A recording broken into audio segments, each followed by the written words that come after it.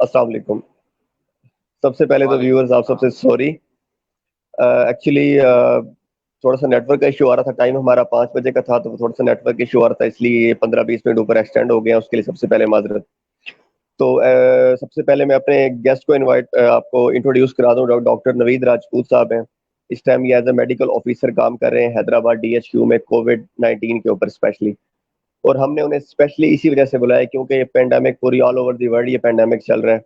पूरी दुनिया इसको झेल रही है। आप इसी सिलसिले में हमने उनसे उनसे खसूसी टाइम लिया। सबसे पहले तो उनका शुक्रिया अदा करता हूँ, हमने उनसे खसूसी टाइम लिया। वो अपने खसूसी टाइम से अब उन्होंने अपना हमारे लिए टाइम निकाला शॉर्ट पीरियड के लिए। तो सर सबसे पहले thank you so much. Without wasting any time sir, सबसे पहले मैं आपके पास आता हूँ। अस्सलाम वालेकुम डॉक्टर साहब, कैसे हैं आप? वालेकुम सलाम। Thank you so much. आपने हमें इनवाइट किया आपके शो में और बहुत खुशी हुई। मैं ठीक ठाक हूँ, अ, आप सुनाएं कैसे हैं? जी अल्हम्दुलिल्लाह सर। सर पहले भी आपका बहुत टाइम ले चुके हैं क्योंकि आपने ज़ाहिर है आप ड्यूटी पे भी हैं, आज भी आपने ड्यूटी पे जाना है। सर डायरेक्टली आपसे क्वेश्चंस की तरफ मैं आ जाता हूँ। तो सर सबसे पहला क्वेश्चन ये है कि sir what are the problems you are facing during this pandemic? As a doctor, being a doctor, sir आप कौन सी प्रॉब्लम्स फेस कर रहे हैं इस कोरोना पेंडेमिक में? बीइंग ए डॉक्टर, कोरोना के अंदर तो मल्टीपल हमें प्रॉब्लम्स यानी कि हम फेस कर रहे हैं। जैसे कि पेशेंट्स जो है उनकी साइकी हमें समझ नहीं आ रही। पेशेंट बहुत ज़्यादा हेजिटेट होते हैं अबाउट कोरोना के बारे में। वो कहते हैं ये पता नहीं जी कौन सी कोई इतनी बड़ी बीमारी है और ये कोई नई बीमारी है, कोई नई वबा है, एकदम से हमारी जान ले लेगी। एक्चुअली ऐसे होता नहीं है, ये एक फ्लू है। ठीक है, ये एक फ्लू जी है। इसकी ये सिर्फ अपनी शेप चेंज करके आया है और ये इसकी टाइम एंड ड्यूरेशन चेंज है। इसका जो स्प्रेडिंग जो पॉइंट ऑफ व्यू है, जैसे कि ये हमारे आँख, नाक और गले से फैलता है और अगर हमारे इन्फेक्टेड हैंड्स हो तो वहाँ से, यानी कि इन्फेक्टेड 1% टू अदर पर्सन से ये स्प्रेड होता है। तो ये चीज़ है इसमें। ये इतना जानलेवा नहीं है, इतनी घबराने की ज़रूरत नहीं है, क्योंकि मोर्टिलिटी रेट जो डेथ रेशियो है हमारा अभी भी बहुत ज़्यादा रिड्यूस है, वो इतना ज़्यादा नहीं है। तो इसके लिए ये है कि लोगों को घबराने की ज़रूरत नहीं है। हमें जो प्रॉब्लम फेसिंग हो रही है, अब आपके सवाल पे आते हैं कोरोना के हवाले से, तो ये जी सर। होती है कि पेशेंट एग्री नहीं होते हॉस्पिटल में रहने के लिए। पेशेंट कहते हैं सर पता नहीं हमें क्या होगा। आजकल जो बातें चल रही हैं कि कोई डॉक्टर वहाँ पे जो पेशेंट मर जाते हैं, कोई इस तरह से यानी कि केयर नहीं हो रही, तो ऐसी बात नहीं है। कोरोना भी एक बीमारी है, जैसे दूसरी बीमारियां होती हैं, इसी तरह की एक वबा है, लेकिन ये एक वायरल वबा है। इसमें ये फ़र्क है जी कि वो बैक्टीरिया जो होती है वो टाइम लेती है। ये वायरल है, वायरल स्प्रेड टाइम जो होता है इसका वो जल्दी होता है। देखें पहले ये चाइना में एपिडेमिक हुई, पहले चाइना के अंदर फैली, कुछ केसेस हुए, उसके बाद फिर ये जी वर्ल्ड वाइड एपिडेमिक बन गई। तो देखें ये शॉर्ट जी टाइम के अंदर जो है ना स्प्रेड होने वाली एक वबा है ये है। अदरवाइज जो हमारे पेशेंट्स होते हैं वो बस यही कंप्लेन ज़्यादा करते हैं कि हमें हॉस्पिटल नहीं रहना। अब तो गवर्नमेंट ने उनके लिए एक ये भी चॉइस रखी है कि आप होम आइसोलेशन हो सकते हैं, होम क्वारंटीना हो सकते हैं। तो अब काफ़ी ये है जी। कि प्रॉब्लम्स कम हो गई हैं। जी। Thank you sir. सर वैसे तो ओवरऑल पूरी दुनिया में सर ये पेंडेमिक फैला हुआ है। हर almost every country is affected, हर कंट्री सर इससे अफेक्टेड है। लेकिन सर बीइंग अ पाकिस्तानी, हम पाकिस्तानी हैं तो हम ऑब्वियसली हम पाकिस्तान की बात करेंगे। सर पाकिस्तान में ये इशू सिनेरियो था कि रमजान शरीफ में या उससे पहले जो थे वो केसेस बहुत कम थे। थ्रू मीडिया हमें पता चलता था केसेस कम थे हॉस्पिटल्स में भी। लेकिन सर नाउ डेज अब देखें तो हमारे केसेस बढ़ रहे हैं। तो सर इसका क्या रीजन है? ये आप समझते हैं कि एज सीरियस जो बिफोर था कोरोना अभी उतना ही सीरियस है, या कुछ कोई फर्क पड़ा है सर इस लॉकडाउन में या इस पार्शियल लॉकडाउन में? अगर देखते हैं तो सर ये कोरोना वाकई उतना सीरियस है जितना पहले भी था, अभी भी उतना ही सीरियस है, या कुछ पहले की निस्बत हमें कुछ इसकी मतलब अलामात हमें पता लग गई हैं, या हमें सिम्टम्स पता लग गए हैं, या इलाज करने में हमें बेहतरी आ गई है? तो सर क्या कहेंगे इसके बारे में? जी देखें, बीमारी तो है अपनी जगह, ये वबा तो है, इसको हम इनकार ही नहीं कर जी सकते, वबा है। लेकिन पाकिस्तान में मैं समझता हूँ, हम जो फील्ड में काम कर रहे हैं हम देख रहे हैं, तो पाकिस्तान में 2 to 3rd लेवल का कोरोना है। यहाँ पे वो लेवल नहीं है जो यूरोप के अंदर है। जो यूरोप में जो 85% इफेक्ट कर रहा है और ज़्यादा डैमेज कर रहा है उनको, हमारे पास अल्हम्दुलिल्लाह वो एफिकेसी जी नहीं है वायरस की जो वहाँ जो फॉरेन के अंदर है। दूसरी बात यह है कि जो यानी कि ये ईद के दौरान से पहले जो लॉकडाउन हो रहा था, बहुत अच्छा लॉकडाउन था, उसमें लोग थोड़े यानी कि प्रिकॉशंस यूज़ करते थे। लेकिन उसके बाद जब ईद के जो 2 टू 3 डेज़ जो इंटरवल हुआ, वो बहुत ज़्यादा ख़राब हुआ। उसमें जो सोशल डिस्टेंसिंग थी, वो बहुत कम हुई। उसकी वजह से जी जो है लोग बाहर निकले घरों से, और जो है अपना शादियाँ भी अटेंड हुई। उसके बाद ईद पे लोग मिलने गए एक-दूसरे से। तो जी उसकी वजह से केसेस जो है काफ़ी बढ़े हैं। और उसकी उसके बाद असल में हाई पानी थी।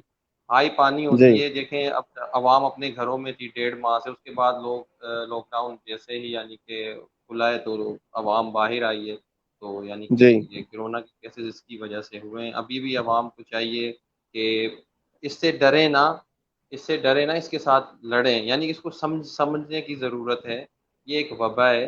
ये आपको ऐसे नहीं मार सकती कि जिसको हो गई अल्हम्दुलिल्लाह वो यानी कि हमारे पास इसके ऐसे चांसेस हैं कि वो ये नहीं होता कि उसको उसकी कोई डेथ हो सकती है एकदम से। अगर आपको कोई कार्डिक इश्यूज़ हैं, एजिंग फैक्टर है आपका, उसके बाद आपको डायबिटीज़ है, कोई बोन की डिज़ीज़ है, कैंसरस है, तो यू कैन बी रेयर। आप नायाब होते हैं इस बीमारी के लिए, और आपको ये जो है इफ़ेक्ट करती है मोर देन नॉर्मल पेशेंट। और ऐसे पेशेंट ठीक भी हमने देखे हैं जो विदाउट सिम्प्टोमेटिक उनको कोविड पॉज़िटिव हुआ, और वो जो है जी without symptomatic within 10 to 14 days बाद जो है वो रिकवर कर गए। जी thank you so much sir. जैसे आपने ये कहा है कि विदाउट सिम्टम्स अगर इस तरह का लेट्स सपोज कोई केस आ जाता है कि स्टार्ट से जब हम मीडिया थ्रू आउट मीडिया में पता लगता है जी ये इसके इस सिम्टम्स हैं, मतलब एक इंसान को मतलब अगर ये सिम्टम्स हैं तो उसको टेस्ट अपना लाजमी कराना चाहिए कि वो कोविड हो सकता है कि नहीं। इसके अलावा अगर सर सिम्टम्स शो नहीं होते फिर भी किसी इंसान को कोरोना है तो वो सर क्या करना चाहिए उस सिलसिले में, या आप ये सजेस्ट करेंगे कि each and every member of Pakistan should test his corona? नहीं, ऐसे नहीं है। देखिए, जिसको अगर सिम्पटम्स नहीं है तो उसको ज़रूरत नहीं है कराने की। उसकी इम्यूनिटी स्ट्रॉन्ग है, ठीक है, वो सर्वाइव कर सकता है अल्टीमेटली। उसकी बॉडी एंटीबॉडीज़ अच्छी हैं, उसकी जो फिज़िकल जो उसके न्यूट्रिएंट्स हैं वो बैलेंस है।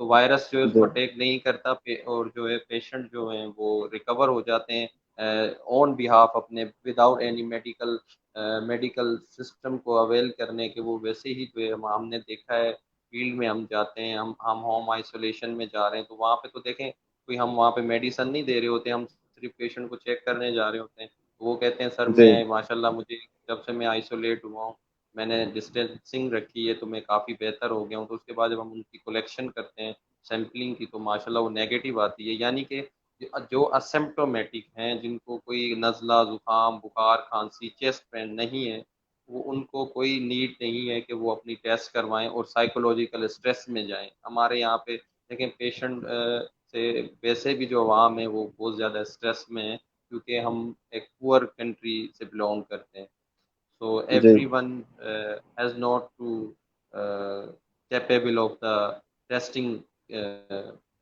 such as PCR or antibodies. It's a very expensive test. That's why. ठीक है sir, thank you sir. Being a part of OWO Ubaidullah welfare organisation, अभी सर वो हमारे एक और जो अपेयरिंग गेस्ट हैं वो है अब्दुल्ला चौधरी अब्दुल्ला, वो सर हमारे OWO के प्रेसिडेंट हैं। वो जो इंशाल्लाह थोड़ी देर में हमें ज्वाइन कर लेंगे तो उनसे मैं मजीद भी क्वेश्चन करूंगा। लेकिन सर अभी on the behalf of Abdullah, मैं हम हमारा जो बेसिकली OWO का जो मकसद है हमारा ब्लड डोनेशन है। इसके अलावा भी हम 3-4 और एक्टिविटीज भी कर रहे हैं, लेकिन जो बेसिक हमारा फोकस होता है वो ब्लड डोनेशन के हवाले से है। सर हमें being a blood donor society या ब्लड डोनर ऑर्गेनाइजेशन, हमें जो प्रॉब्लम्स मोस्टली फेस करना पड़ रही हैं आजकल के दिनों में सर, हमें डोनर्स नहीं मिलते। डोनर्स का सबसे पहला पहला उनका पॉइंट ये होता है कि जी हॉस्पिटल में कोरोना के पेशेंट्स हैं, हम इफेक्ट हो सकते हैं उससे, हमें प्रॉब्लम आ सकती है।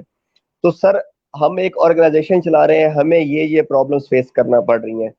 आप एक डॉक्टर हैं, बीइंग अ डॉक्टर सर आपको कौन कौन सी प्रॉब्लम फेस, ब्लड से रिलेटेड क्या प्रॉब्लम फेस करना पड़ती है? लेट्स सपोज अगर किसी पेशेंट को ब्लड चाहिए तो आप बीइंग अ डॉक्टर आपको क्या प्रॉब्लम फेस करना पड़ रही है इन दिनों में कोरोना पेंडेमिक के डेज में मोस्टली? जी, इन दिनों में बिल्कुल परेशानी होती है। अगर कोई देखें पेशेंट हमारे पास थैलेसीमिया का आता है या आयरन डेफिशिएंसी बहुत ज़्यादा उसकी कम होती है, उसकी सीबीसी हम करते हैं लो होती है, वो एनीमिक पेशेंट होता है, तो हमें उसकी या देखें ये भी है हमारे पास जो है कुछ कुछ पेशेंट ऐसे होते हैं ब्लीडिंग हैवी ब्लीडिंग हो जाती है उनको, रोड एक्सीडेंट हो जाता है। तो ज़ाहिर जी है हम फिर उसके लिए बहुत डिफ़िकल्टी होती है। वो फिर पेशेंट को ये मीडिया पे और ये मेडिकली सिस्टम जो चल गया है कि आप प्लाज़्मा दें, तो उसकी वजह से जी पेशेंट डरते हैं कि यार हम हॉस्पिटल में जाएँगे, इन्फेक्टेड हो जाएँगे, तो हो सकता है हमारे वहाँ या कोई ब्लड जो यानी कि जो डोनेट करेंगे तो उससे हमें कोई इन्फेक्शन लग जाएगा। तो पेशेंट इस चीज़ पे भी थोड़ा-सा जो है अब घबरा रहे हैं और बहुत ज़्यादा जी during these days during pandemic बहुत ज़्यादा हमें जो है मुश्किलात का सामना है कलेक्टिंग करने के लिए ब्लड, और पेशेंट बहुत बहुत नीडेड हैं, और थैलेसीमिया के जो पेशेंट हैं उनको बहुत ज़्यादा ज़रूरत है, लेकिन अवेयरनेस की ज़रूरत है, आवाम को हमें बताना, आगाही देना चाहिए कि ऐसी ऐसी बात नहीं है। आप सेफ हैंड में जाएँ, आप अपनी एसओपीज़ को फ़ॉलो करते हुए ब्लड डोनेट करें, कोई ऐसा मसला नहीं है, कुछ भी आपको आपकी लाइफ़ को थ्रेट नहीं है। जी। जी सर, जैसे अभी आपने प्लाज्मा का जिक्र किया, तो सर आप व्हाट इज प्लाज्मा सर, इसको थोड़ा सा एक्सप्लेन कर दें, आम आवाम को अवेयरनेस दे दें, उनको पता लग जाए कि प्लाज्मा है क्या बेसिकली।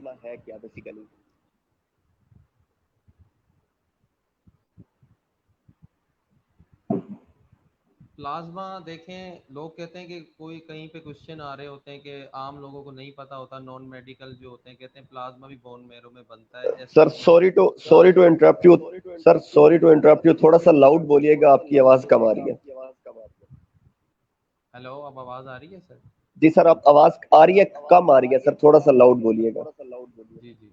सर ये है कि कहते हैं कि देखें जो प्लाज़्मा है वो लोग कहते हैं कि बोन मैरो में बनता है, और प्लाज़्मा जो है काफ़ी इल्हाम होते हैं जो नॉन मेडिकल पर्सन होते हैं।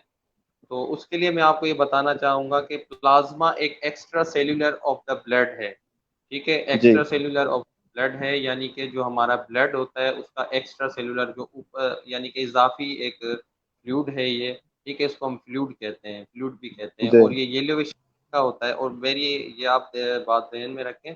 देखिए हमारा जो होल ब्लड होता है वो 45% होता है, और प्लाज़्मा जी हमारी बॉडी के अंदर 55% होता है, देखें। यानी कि प्लाज़्मा ज़्यादा हमारी बॉडी में होता है rather than red blood cells, ठीक है?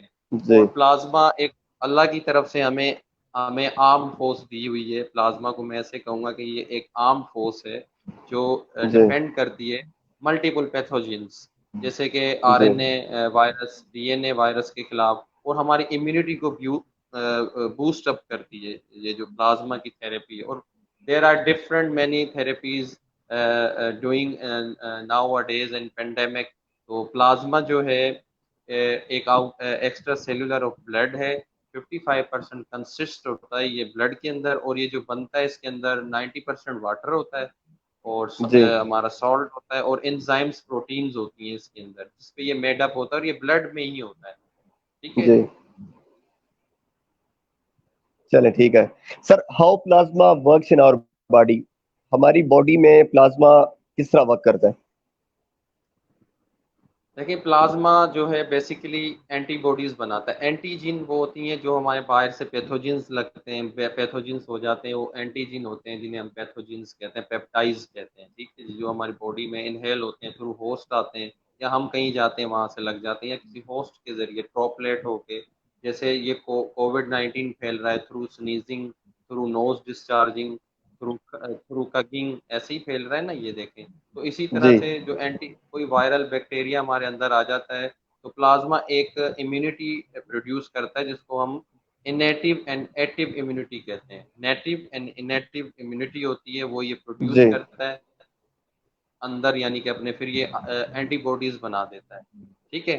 एंटीबॉडीज जब ये बनाता है, तो जब एंटीबॉडीज बन जाती हैं तो ये अपनी एक इम्यूनिटी एक वाल बना देता है, यानी कि जर्म्स के खिलाफ एक वाल बनाता है, तो फिर ये वहां से उसको नोट डाउन करता है कि यार ये बाहर से होस्ट आया है, इसको मैंने किल करना है। तो ये जो हमारा प्लाज्मा का बेसिकली फंक्शन है, ये पैथोजेंस को किल करता है, और हमारी बॉडी के जो सेल्स हैं उनको प्रोटेक्ट करता है, हमारी इम्यूनिटी को बढ़ाता है, और हमें जी कुव्वत मुदाफ़ियत देता है। जी। ठीक है सर, थैंक यू सर। क्योंकि हमारा जो सेशन है वो कोरोना पेंडेमिक से रिलेटेड है, तो सर ये जो प्लाज्मा है, how it is useful for corona patients, यानी कि मोस्टली ये टर्म यूज की जाती है, हम खुद सुनते हैं हॉस्पिटल्स में, क्योंकि मैंने आपको बताया कि हम OWO एक सोसाइटी हमारी ब्लड डोनेशन से रिलेटेड ही है। तो ब्लड डोनेशन की जितने भी टर्म्स हैं या ब्लड से रिलेटेड जितने भी टर्म्स हैं वो हमें आए दिन सुनने को मिलती है। तो मोस्टली सर हम अक्सर हमारे पास इस तरह के केसेस आते हैं जो कहते हैं जी हमें प्लाज्मा चाहिए कोरोना पेशेंट से रिलेटेड। तो सर जो प्लाज्मा है वो किस तरह यूजफुल है कोरोना पेशेंट्स के लिए, यूजफुल किस तरह है? इसको आप थोड़ा सा मेडिकली भी थोड़ा एक्सप्लेन कर दें और जनरली भी एक्सप्लेन कर दें काइंडली। देखिए, प्लाज़्मा को हम अलग लेते हैं, जब ब्लड से इसको अलग जनरेट किया जाता है, ठीक है? रेड ब्लड सेल से इसको अलग किया जाता है, एक प्रॉपर इसका मैकेनिज़्म होता है, एक मशीन के ज़रिए इसको अलग करते हैं हम बॉडी में इंसर्ट। पहले तो हम ब्लड लेते हैं, उससे प्लाज़्मा को फिर हम अलग करते हैं, एक मैकेनिज़्म होता है, एक तरीक़ेकार होता है, जिसको जी फेरेसिस कहा जाता है, प्लाज़्मा फेरेसिस कहा जाता है। वो एक प्रोसेस के ज़रिए वो ब्लड से प्लाज़्मा अलग हो जाता है। प्लाज़्मा को हम रखते ही इसलिए हैं कि जब जो जिस पेशेंट को अगर बिलफर्ज करें कोई वायरस लग गया है, वायरस हमेशा आरएनए होता है। हमारे जी जो डीएनए और आरएनएज़ होते हैं, वायरल जो होते हैं वो आरएनए होते हैं। जैसे कि आप हेपेटाइटिस देखें, वो भी आरएनए। हम पीसीआर इसलिए करते हैं क्योंकि उसके अंदर आरएनए को हम डिटेक्ट करते हैं। अगर आरएनए पीसीआर में आपकी पॉजिटिव आ रही है तो it means viral is induced in your body, your blood stream, ठीक है? तो उसको जी जब आरएनए हो या डीएनए हो या कोई भी जो पैथोजेंस होते हैं हमारे बॉडी में, प्लाज्मा ये नहीं देखता कि ये कौन से हैं, ठीक है जी? जी तो जब हम प्लाज्मा को अलग करते हैं तो हम उसको उसके अंदर एंटीबॉडीज बन चुकी होती हैं। देखिए, ये कुदरत का निज़ाम है हमारा, अल्लाह ताला की तरफ से, कि प्लाज्मा अल्टीमेटली हमारी एंटीबॉडीज बना रहा होता है। हमने जी देखे कहीं अगर हम मेडिसिन लेते हैं तो हम एंटीबायोटिक्स या एंटीवायरल लेते हैं, वो बनी बनाई पहले उसके लिए देखें प्रिपरेशन होती है, ठीक है जी? उसके लिए प्रिपरेशन होती है, कंपनी बनाती है, सॉल्ट बनाती है, लेकिन ये हमारे अंदर जो है मैकेनिज्म के थ्रू बन रहा होता है, थ्रू इन द प्लाज्मा, ठीक है जी? जी हमारा ब्लड का ये फंक्शन होता है प्लाज्मा के, वो एंटीबॉडीज बना रहा होता है। और ये बहुत अच्छी बात है, अल्लाह ताला ने हमें ये चीज़ दी है कि हमारे अंदर ही जो है इसका एक मैकेनिज्म होता है जो हमारे जर्म्स को डिस्ट्रॉय करता है, हमारे वायरल ठीक है बैक्टीरियाज को। तो प्लाज्मा इन कोविड-19 पेंडेमिक में इसलिए लिया जाता है, इसकी एक हमने रिसर्च भी चल रही है। रेस्पिरेटरी डिस्ट्रेस के जो पेशेंट होते हैं, जो सीवियर रेस्पिरेटरी डिस्ट्रेस के पेशेंट होते हैं, जैसे कि हम कहते हैं कि कोरोनरी ऑब्स्ट्रक्टिव पल्मोनरी डिजीज एक होती है, वो जो है सांस की नाली की और फेफड़ों की बीमारी होती है। उसमें जी उसके अंदर बहुत ज़्यादा वीकनेस, बहुत हमारे जो लंग्स हैं बहुत ज़्यादा इफेक्ट हो जाते हैं। इसी तरह से अब कोरोना में हो रहे हैं, और अगर किसी को टीबी बिलफर्ज करें हिस्ट्री में हुई हुई है तो उसको कोविड ज़्यादा यानी कि इफेक्ट करता है। तो जी प्लाज्मा इसीलिए किया जाता है कि ये वायरल है। और देखें, कोविड भी वायरल के लिए ही हम जो है लड़ रहे हैं, ये वायरस ही है। तो इस वजह से हम प्लाज्मा लेते हैं कि वो एंटीबॉडीज जो बनाता है, तो वो बेटर तरीके से जो है इसकी जो वायरस है उसको किल करता है। क्योंकि अभी तक देखें जैसे कि मेडिकेशन नहीं आई है, कोई एंटीवायरल ड्रग नहीं बनी, तो ज़ाहिर है हमने जी प्लाज्मा को ही जो है अपना एक हथियार, बीइंग अ वेपन जो है यूज़ करना है। ठीक है, thank you sir. Sir next question आपसे ये है कि लोगों को जब हम मतलब डोनेट डोनर्स हम इकट्ठे करते हैं या मोस्टली हमारी जब डोनर से बात होती है, तो सर उनका पहला क्वेश्चन यही होता है कि क्या हमें तो कुछ नहीं होगा, हम तो इससे इफेक्ट नहीं होंगे। अगर सर हम सिर्फ प्लाज्मा की अगर बात करें तो सर प्लाज्मा जो है वो डोनर के ऊपर क्या इफेक्ट करता है, या कोई इफेक्ट नेगेटिव है, एडवर्स इफेक्ट्स है, पॉजिटिव है, ये थोड़ा सा ब्रीफली बता दें। कोई इफेक्ट नहीं करता, कोई यानी कि ये सेफ प्रोसीजर है इसका एक, ठीक है? हम इंसर्ट करते हैं थ्रू एक वेन के जरिए, नीडल वे करते हैं, ठीक है? प्लाज्मा ब्लड जी लेते हैं, उससे हम प्लाज्मा को अलग करते हैं। सेफ प्रोसीजर है, आए दिन हम लगा रहे हैं वार्ड्स के अंदर पेशेंट्स को। पीपीएचआई का जी एक हमारे पेशेंट होते हैं, एक बीमारी होती है, हैवी ब्लीडिंग हो जाती है वुमेन्स के अंदर, गायनिक के जो इश्यूज होते हैं उनमें अक्सर जी ज़रूरत पड़ जाती है, हमें फेरोजन प्लाज्मा भी लगाना होता है, आरबीसी भी लगाने होते हैं। तो फ्रीक्वेंटली पेशेंट दे रहे होते हैं, हम उनको आगाह भी करते हैं कि इसका कोई यानी कि ऐसा कोई डेंजरस कंडीशन नहीं है इसकी, जिससे आपकी लाइफ में, हाँ ये है देखें हर चीज़ का इफ़ेक्ट का साइड इफ़ेक्ट होता है। कुछ ऐसी जी कंडीशनल चीज़ें होती हैं कि खुद पेशेंट को कोई ऐसी इश्यूज़ ना हो, कोई सीवियरिटी ना हो किसी डिज़ीज़ की, कोई कार्डिक इशू ना हो, डायबिटीज़ 2 ना हो, या कोई पेशेंट की इम्यूनिटी बहुत ज़्यादा लॉस ना हो, उनको जो है जी इस चीज़ पे इफ़ेक्ट पड़ सकता है। अदरवाइज़ कोई इसका जो है नहीं कोई इसका नुकसान होता प्लाज़्मा डोनेट करने। जी।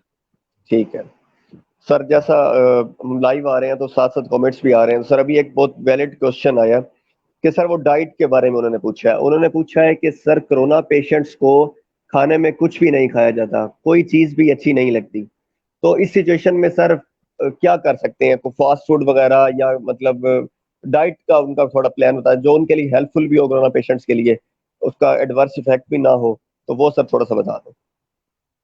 देखें, जब कोविड-19 किसी को पॉज़िटिव हो जाता है और सिवियरिटी की तरफ जा रहा होता है, सिवियरिटी की तरफ यानी कि उसको सिम्पटम्स ज़्यादा क्रिएट हो रहे होते हैं, तो उसको sense of smell, sense of taste effect होती है उसकी। यानी कि जी उसको उसके पता नहीं चलेगा मैं क्या खा रहा हूँ। ये हम ये बहुत अच्छा सवाल है इनका। तो जी ये जो है ना हम इस चीज़ को कंसीडर करते हैं कि यार पेशेंट का सेंस ऑफ स्मेल और सेंस ऑफ टेस्ट काम कर रहा है या नहीं। तो इसका जी मतलब ये होता है वायरल जो है सिवियरिटी की तरफ है, बॉडी उसकी ज़्यादा एक्सपोज़र के अंदर है वायरस से। तो इसमें ये है अच्छा कि यानी कि डाइट में उनको ये चाहिए कि ज़्यादा से ज़्यादा विटामिन सी लें, विटामिन ए लें, जैसे कि आम लें। आम में विटामिन ए बहुत ज़्यादा है, ठीक है जी। जी आम आजकल चल भी रहे हैं, हम पेशेंट को कहते हैं कि थोड़ा बहुत आम भी खाया करें, उसमें विटामिन ए और विटामिन ए जो है हमारी इम्यूनिटी को बहुत ज़्यादा बूस्ट करती है, बनाती है अंदर, और जब इम्यूनिटी हमारी बूस्ट होगी, तो ये फाइट करेगी जो है वायरस से और बैक्टीरिया से। दूसरी बात मैं यहाँ कहना चाहूँगा, विटामिन डी और विटामिन ए, इन दोनों को अपने बॉडी में ज़रूर कंज़्यूम करें, ज़रूर डाइट इंटेक लें इनको, और विटामिन सी लें, वाटर ज़्यादा इस्तेमाल करें। इससे आपकी जिस तरह से आपके सिम्पटम्स रिलीज़ होना शुरू होंगे, आपकी sense of smell, sense of taste भी बेहतर होना शुरू हो जाएगी। ठीक है। वेरी इंफॉर्मेटिव क्वेश्चन था सर, और आपने बहुत अच्छे आंसर दिया। मेरी खुद बेसिक अपनी इंफॉर्मेशन में बहुत अच्छा इजाफा हुआ है।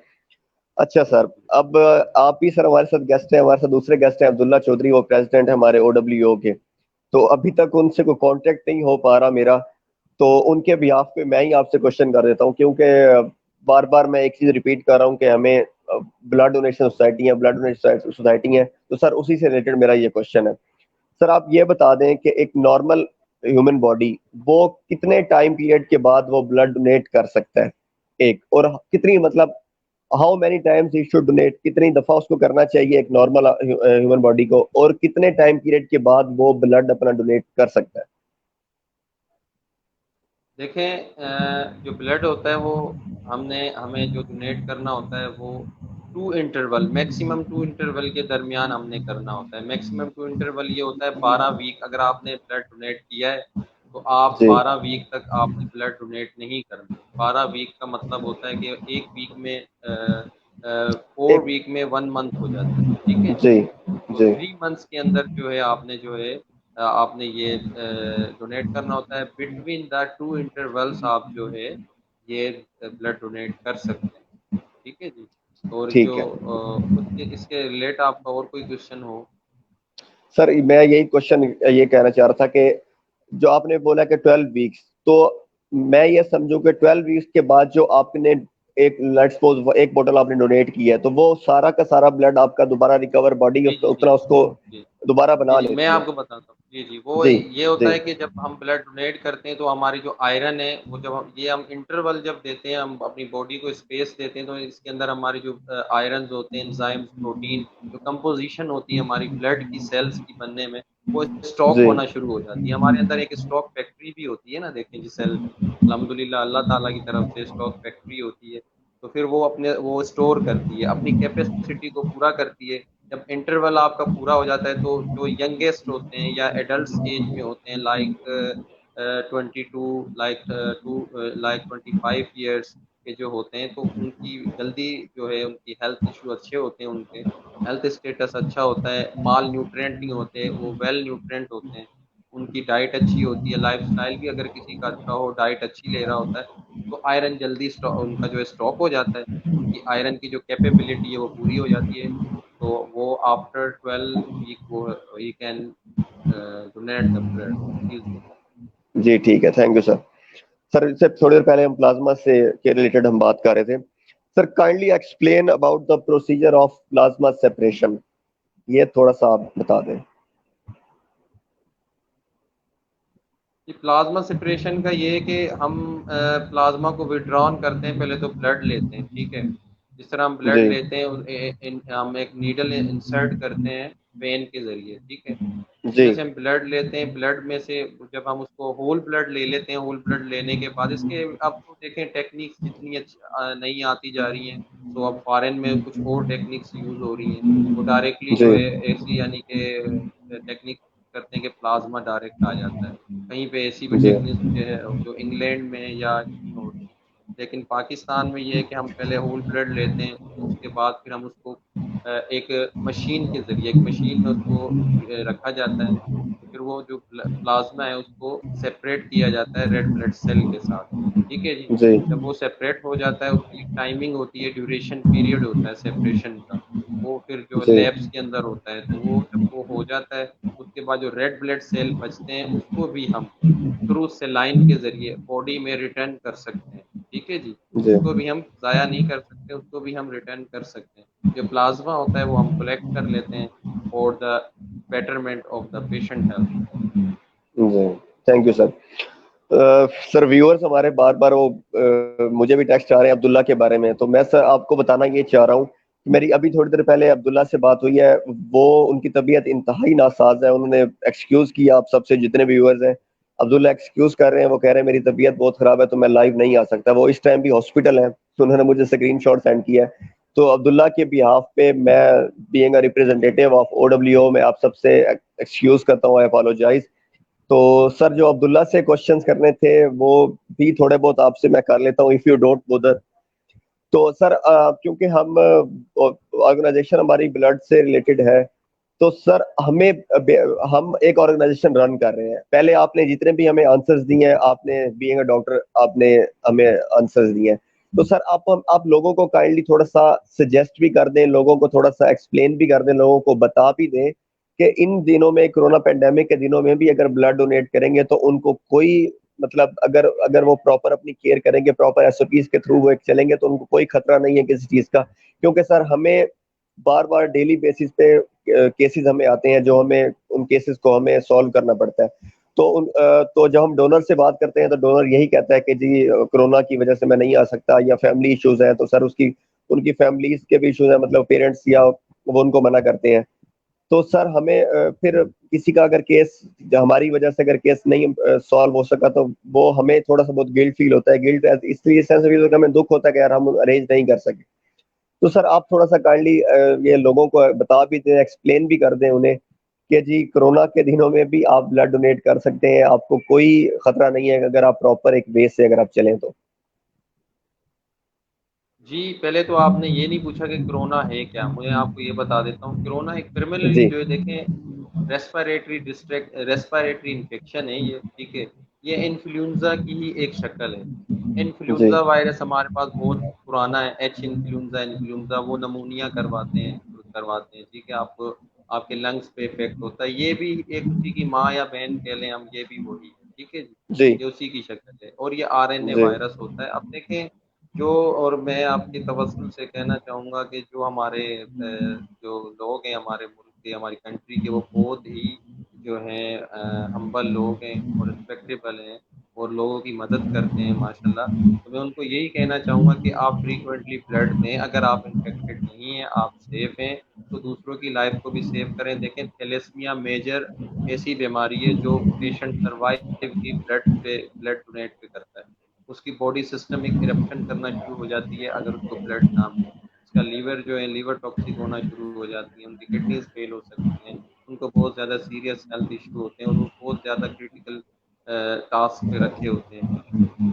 तो मैं यही गुजारिश करना चाहूँगा कि आप SOPs को फॉलो करते हुए जो है अपने जो आपके करीब अगर कोई ऐसे ब्लड कलेक्टिंग सेंटर्स हों जैसे आपकी ऑर्गेनाइजेशन है, वो अच्छे तरीके से अगर उनको उनके सैंपलिंग करवाए और ब्लड उनसे कलेक्ट करवाए तो व्हाई नॉट, आपने दूसरों की जान बचाएं और सदका जारिया हासिल करें, ये बहुत अच्छी चीज़।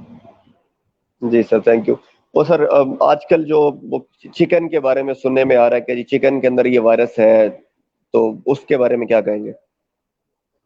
ये फेक न्यूज़ है। ये अभी चिकन में वैसे वायरस आ सकता है, जैसे बर्ड फ्लू भी एक वायरस था, वो चिकन का नमूनिया था। देखें, वो चिकन को भी नमूनिया वो वायरस लग गया था, तो उसकी वजह से। लेकिन अभी इसकी कोई ऐसी तस्दीक नहीं हुई, अथेंटिफिकेशन नहीं हुई है कि उसमें कोई वायरस है अभी। अभी तो ये फेक न्यूज़ चल रही है। चिकन आप यूज़ कर सकते हैं, चिकन आपकी आपके लिए बहुत ज़रूरी है, आपकी प्रोटीन को इन्हांस करता है।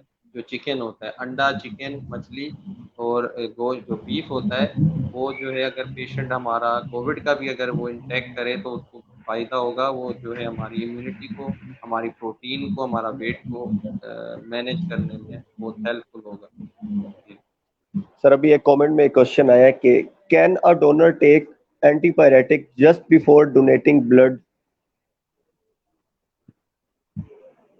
अगर पेशेंट को ब्लड डोनेट करने से पहले, जी जस्ट बिफोर, हाँ जी पहले। अगर उसको फीवर नहीं है, देखें, हम ऐसे ब्लड नहीं लेते।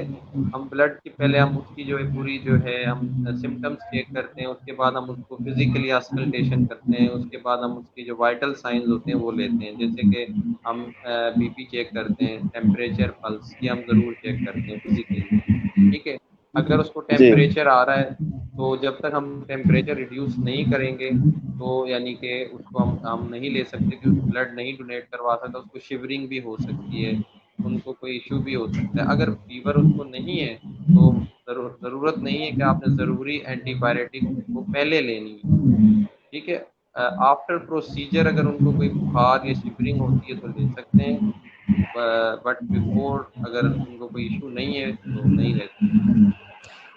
जी सर, एक्चुअली आपसे टाइम हमने बहुत ज्यादा ले लिया। वो कमेंट्स में क्वेश्चंस आ रहे हैं, तो सर ये लास्ट बस 2-3 क्वेश्चंस मैं ले रहा हूँ, तो ये भी आप ब्रीफली उनका आंसर दे दें। सर एक क्वेश्चन है कि how to increase power of our immune system? How to increase our immune system. हाँ हाँ जी, how to increase the power of our immune system?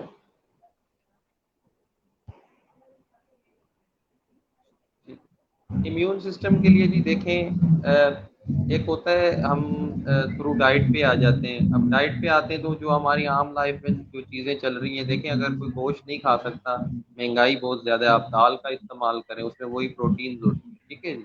उसके जी बाद एक्सरसाइज करें और प्रॉपर रेस्ट करें, प्रॉपर नींद करें, वो आपके लिए बहुत ज़रूरी है। आप नींद करें, उससे आपकी अल्टीमेटली जो है हमारी इम्यूनिटी बूस्ट होती है। एक्सरसाइज थोड़ी बहुत किया करें, क्योंकि जब एक्सरसाइज आप करेंगे ड्यूरिंग पेंडेमिक, लोग घरों में बैठे हुए फिर कहते हैं सर नींद नहीं आती, क्योंकि वो घरों में बैठे हुए एक्सरसाइज नहीं करते। हल्की फुल्की एक्सरसाइज किया करें, ताकि जब आपको नींद ईजिली आएगी। दूसरा, डाइट में आप अपनी फाइबर डाइट्स लें, vitamin C, vitamin D and vitamin A, ये ज़रूर लें। और जैसे कि आम लें, खुबानी होती है जो येलोइश कलर की खुबानी होती है, अगर वो अवेलेबल हो तो वो richest source of vitamin A होती है। विटामिन डी और विटामिन ए जो है एक बहुत ही अच्छा इफेक्ट पैदा करती है हमारी बॉडी में, इम्यूनिटी को बूस्ट करने के लिए। वैसे आप अंडा, मछली, गोश्त ये भी ले सकते हैं अपनी इम्यूनिटी को बढ़ाने के लिए। और मल्टीपल जूसेस, जो नेचुरल जूसेस जो होते हैं हमारे फ्रूट्स के, वो इस्तेमाल करें घर में। और जो है एक्सरसाइज करें। That's it. जी ठीक है। और सर ये 2 क्वेश्चंस हैं, मैं उनको एक ही क्वेश्चन करके आपसे पूछ लेता हूँ कि सर एक तो जब ब्लड डोनेट करना जब आप कर रहे हो तो एचपी लेवल कितना होना चाहिए, मेल का भी और फीमेल का भी? First question. और सेकंड ये है कि डोनेट करने से पहले और बाद में क्या इंसान को खाना हेलो। चाहिए? जी सर, आपको आवाज आ रही है मेरी?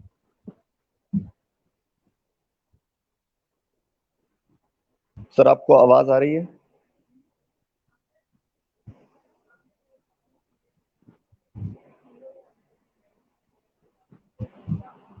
सर आपको आवाज आ रही है मेरी? सर आवाज़ आपकी नहीं आ रही, मुझे थोड़ी डिस्टरप्शन हो रही सर है। अब आवाज आ रही है आपको मेरी? हाँ जी, बोले जी जी।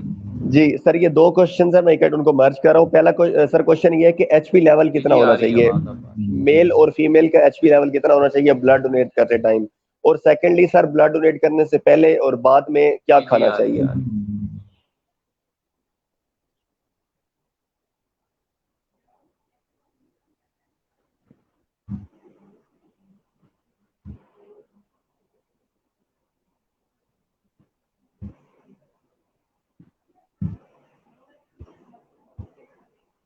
जी देखें, जब हम ब्लड डोनेट, जो एचपी लेवल है वो जो डोनर होता है उसका कम से कम जो है 13 टू 14 होना चाहिए एटलीस्ट, जब वो देता है ब्लड, जी जो डोनर होता सर, है ये मेल उसका फीमेल दोनों के लिए? 13 टू 14 जो है एचपी जो है लेवल है जो उसका वो होना चाहिए, हेमोग्लोबिन उसका जो है वो 13 टू 14 होना चाहिए। और पहले खाने से या बाद में खाने से इसका कोई मेडिकली कोई, यानी कि हमारे पास ऐसी कोई रिसर्च नहीं है। हाँ ये है कि हम उसकी रिपोर्ट करवाते हैं पहले कि उसका एचपी लेवल कितना है। जी ठीक है। जी ठीक है सर, वेरी लास्ट क्वेश्चन आपसे, उसके बाद सर आपको आपका बहुत टाइम ले लिया। वेरी लास्ट क्वेश्चन कि सर जो मोस्टली कोरोना रिकवर्ड पेशेंट्स हैं वो प्लाज्मा डोनेट नहीं करते, तो आप उनको क्या सजेस्ट करेंगे या आप क्या कहेंगे उनके बारे में, corona recovered patients?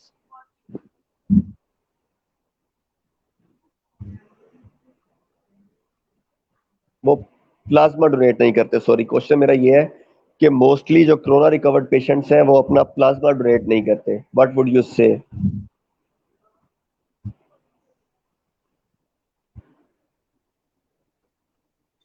Recovered patient इसलिए नहीं करते, वो डरते हैं यार पहले ही कोरोना।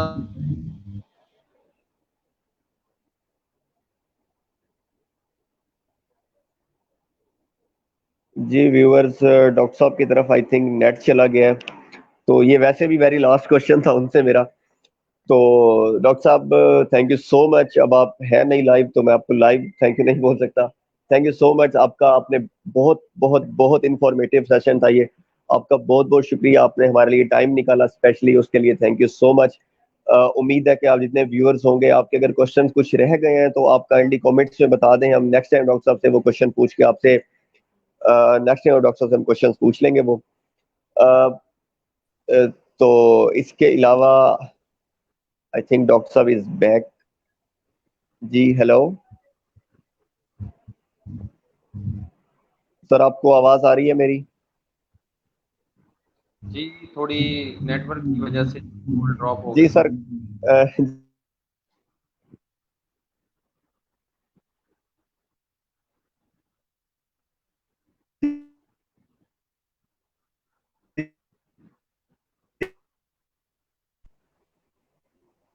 हेलो, जी हेलो आवाज सर, आ सर रही है? आपको आवाज मेरी आवाज आ रही है? जी आ रही है आपकी आवाज। सर मैं यही कहना चाह रहा था कि थैंक यू सो मच, आपने अपने कीमती वक्त से हमारे लिए टाइम जी निकाला जी। है। बहुत बहुत शुक्रिया sir, thank you so much, जजाकल्ला। कुछ क्वेश्चंस अगर व्यूअर्स के रह गए हैं तो वो सर नेक्स्ट टाइम आपसे हम पूछ लेंगे। तो बहुत शुक्रिया sir, thank you once again. बहुत इंफॉर्मेटिव सेशन था सर, आपने बहुत इंफॉर्मेशन में हमारी इजाफा किया है sir, thank you so much. Thank you so much, thank you, आपका ही बहुत शुक्रिया। थैंक जी thank you so much sir, you may leave now. You. Okay sir. जी thank you sir. Okay viewers, सबसे पहले तो बल्कि सबसे पहले नहीं, सबसे एंड पे वो ये है कि डॉक्टर साहब का बहुत शुक्रिया। डॉक्टर साहब ये सेशन हमारे लिए बहुत इंफॉर्मेटिव साबित हुआ है, डॉक्टर साहब का बहुत शुक्रिया, उन्होंने इतनी इन्फॉर्मेशन हमारे लिए दी है। अगर किसी के कुछ क्वेश्चन रह गए हैं तो वो इंशाल्लाह हम नेक्स्ट टाइम पूछ लेंगे। एक चीज, secondly, being a part of OWO, मैं आप सबसे रिक्वेस्ट करता हूँ व्यूअर्स से कि kindly as much as donate करें, कोई खतरा नहीं है, कोई कुछ नहीं है। लोगों को आपकी जरूरत है, थैलेसीमिया के पेशेंट्स को आपकी जरूरत है, लोगों को आपके पेशेंट की जरूरत, लोगों को आपके ब्लड की जरूरत है। आई अपोलोजाइज, आपके ब्लड की जरूरत है, लोगों को आपके ब्लड की जरूरत है, थैलेसीमिया के पेशेंट्स को आपके ब्लड की जरूरत है। काइंडली आप डोनेट करें। और OWO हमारा एक सोसाइटी है, वेलफेयर ऑर्गेनाइजेशन है, आपको जैसे आप सबको पता है, तो हमारा भी यही बेसिकली काम है। जैसा कि आप सबको पता है कि जजा जो है वो अल्लाह ताला की जात देने वाली है, जजाए खैर उन्होंने देनी है। तो बस दुआ की अपील है आप सबसे। तो लास्ट में यही कहूंगा कि है लोग वही जहां में अच्छे आते हैं जो काम दूसरों के। Thank you so much, Allah Hafiz.